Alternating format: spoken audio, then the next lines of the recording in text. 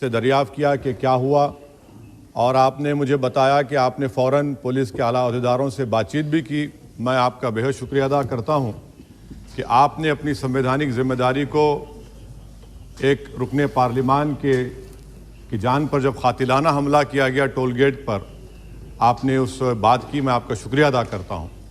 Speaker साहब, मैं मुख्तसर से यहाँ पर ये बात कहना चाहूँगा कि मुख्तलिफ़ सियासी पार्टियाँ मुख्तलिफ़ प्रदेश में इक़्तिदार पर हैं। ये बात आप तमाम को मैं गोशेगुजार कर रहा हूँ कि आखिर ये कौन लोग हैं जो गोली पर भरोसा करते हैं, बैलेट पर नहीं करते। आखिर ये कौन लोग हैं जो इतना रेडिकलाइज हो चुके हैं कि इनको इस संविधान पर एतमाद नहीं रहा, उनको अंबेडकर के बनाए हुए संविधान के ख़िलाफ़ हैं, जो इतनी नफ़रत पैदा करते हैं। आखिर ये कौन लोग हैं? मैं इसको सियासी गुफ्तगू नहीं करूँगा, ये सब के लिए छोड़ रहा हूँ, क्योंकि जहाँ तक मुझे मालूम कि मैं 2 मरतबा का विधायक हूँ, 4 मरतबा का सांसद हूँ, और अगर इस तरह से अगर राजनीति आगे बढ़ेगी कि टोल गेट पर गाड़ी रुकती है और 4 राउंड गोलियां चलाई जाती हैं, आखिर इन नौजवानों को ये कैसे रेडिकलाइज हुए? और मैं सरकार से पूछना चाहता हूँ कि क्या उन्होंने ये रेडिकलाइजेशन सैयद कुतुब की किताब पढ़कर रेडिकलाइज हुए, अब्दुल्ला अज़ाम की किताब पढ़कर रेडिकलाइज हुए, या अयमन अल ज़ोहरी की किताब पढ़कर रेडिकलाइज हुए? इसीलिए मैंने सरकार से 2015 में कहा था कि इंटरनल सिक्योरिटी डिपार्टमेंट MHA में उसमें तमाम मज़ाहिब के लोगों का एक काउंटर रेडिकल सेल बनाइए आप। और सर, ये रेडिकलाइज हो चुके हैं तो भारत की इससे राइट विंग कम्युनिज्म और टेररिज्म बढ़ेगा। मैं आपसे अपील कर रहा हूं कि जो गलती NDA 1 में की थी, आप वही करने जा रहे हैं। आपको नुकसान होगा, आपकी सरकार को नुकसान होगा, देश को तो, देश की सालिमियत को खतरा तो पैदा हो रहा है। सर, मैं आपके जरिए से सरकार को यह भी बताना चाहूंगा कि जिन लोगों ने ये रेडिकलाइजेशन किया है, आप इस पर गौर करिए, इन पर UAPA क्यों नहीं लगाते आप? अगर कोई स्पीच देता है, अगर कोई फेसबुक पर किसी क्रिकेट मैच पर किसी टीम की तायीद करता है तो UAPA लगता है। एक सिटिंग MP के ऊपर UAPA नहीं लगेगा सर। मैं सरकार पर छोड़ता हूं। सर, चौथी बात यह है कि रेडिकलाइजेशन की जब बात होती है, हमने यहां पर एक कांग्रेस के बड़े नेता से सुना कि 2 भारत हैं दौलत के एतबार से। नहीं सर, भारत की दौलत मोहब्बत है। भारत की दौलत पैसों की दौलत नहीं है, भारत की दौलत मोहब्बत है। हां, 2 भारत हैं, एक मोहब्बत पर जो पिछले कई बरसों से आबाद है, और एक नफरत पर भारत बन रहा है। तो क्या आप दौलत की भारत की मिसाल देंगे या मोहब्बत की भारत की मिसाल देंगे? अगर मोहब्बत की भारत की मिसाल देंगे तो उसमें आपको मेरी जबान को रोकने के लिए गोली चलाने की जरूरत नहीं है। इस 2 भारत को समझने की जरूरत है। सर, खत्म सर, मुझे खत्म सर सुनिए सर, मैंने करीब से 6 फीट से गोलियां देखी, मुझे बोलने दीजिए सर। हो सकता है कि कल दिन ना देखूं मैं। अगर मैं यहां पर नहीं बोलूंगा तो कहां बोलूंगा सर? आप मुझे प्लीज बोलने दीजिए।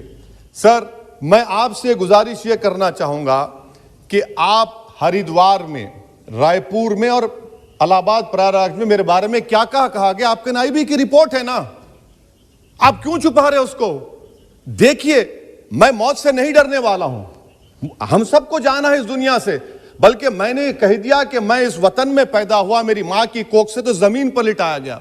जब मेरी आंख बंद हो जाएगी तो इंशाल्लाह औरंगाबाद की जमीन मुझे दफनाया जाएगा। मगर मैं आपसे अपील करना चाह रहा हूं सरकार से सर, कि जो कुछ बातें की गई हैं उसको देखिए। मैं Z कैटेगरी सिक्योरिटी नहीं चाहिए मुझे, मैं हरगिज नहीं चाहिए मुझे। मैं 94 से पॉलिटिक्स में हूं, मैं आजाद जिंदगी गुजारना चाहता हूं। मैं घुटन के साथ जिंदा नहीं रह सकता इस दुनिया में।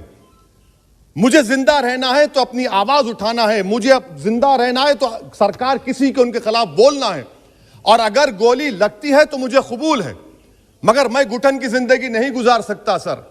मेरा मानना यह है कि संविधान में अगर देश के गरीबों को, मजलूमों को, अल्पसंख्यक समाज को सिक्योरिटी मिलेगा तो मुझे मिलेगी। सर, आपकी चिंता हमें है ना सर, इसलिए सिक्योरिटी दे रहे हैं सर। आपको नहीं सर, देश के गरीब बचेंगे तो मैं बचूंगा। ओवैसी की जान इखलाक पीलू से बढ़कर नहीं है सर। ओवैसी की जान उस वक्त बचेगी जब गरीब की जान बचेगी। इसीलिए मैं आपके जरिए सरकार से अपील करना चाहूंगा कि सर, इस नफरत को खत्म करिए, इस नफरत को खत्म करिए और इस पर आप गौर करिए। मैं नहीं लूंगा सिक्योरिटी, मैं जेड कैटेगरी नहीं चाहता हूं सिक्योरिटी। मुझे ए कैटेगरी का शहरी बनाइए आप, मुझे ए कैटेगरी का शहरी बनाइए ताकि मेरी और आपकी जिंदगी बराबर हो। जब देश के प्रधानमंत्री पर सिक्योरिटी ब्रीच हुआ, अपोजिशन की तरफ से मैंने कहा था कि गलत हुआ, सब सेकुलर पार्टी के लोगों ने कहा कि ओवैसी तुम क्यों बोले? मैंने कहा नहीं, देश का प्रधानमंत्री मेरा है, सिक्योरिटी ब्रीच हुई तो एक्शन लेना चाहिए। मगर 4 मर्तबा के एमपी पर कोई 6 फीट के फासले से 4-4 गोली चलाता है। मुझे मौत है, हम सबकी मौत है, मगर मैं इन गोली चलाने वालों से डर कर खामोश नहीं बैठने वाला हूं। और मैं दुआ करता हूं कि उत्तर प्रदेश में पुरअमन पोलिंग होगी इंशाअल्लाह। उत्तर प्रदेश की जनता गोली चलाने वालों का जवाब बैलेट से देगी, नफरत का जवाब मोहब्बत से देगी और कमजोरों को दबाने का जवाब हिस्सेदारी से देगी। मेरी आपसे गुजारिश है सर कि मुझे जेड कैटेगरी नहीं चाहिए, मैं रिजेक्ट करता हूं। आप इंसाफ करिए सर, उस पर यूएपीए लगाइए। और इनके दिमाग कौन है? 2 लोग रेकी करते हैं, उनको मालूम कि मैं मीरठ किठौर से आ रहा हूं उस टोल गेट पर, और 6 फीट के फासले पर गोली चलाते हैं। तो आप देख लीजिए सर, आप सरकार के हवाले, अगर आप इंसाफ करना चाहे आप इंसाफ कर सकते, मगर रेडिकलाइजेशन आपको नुकसान पहुंचाएगा और इससे राइट विंग टेररिज्म बढ़ेगा। शुक्रिया सर। Thank you sir.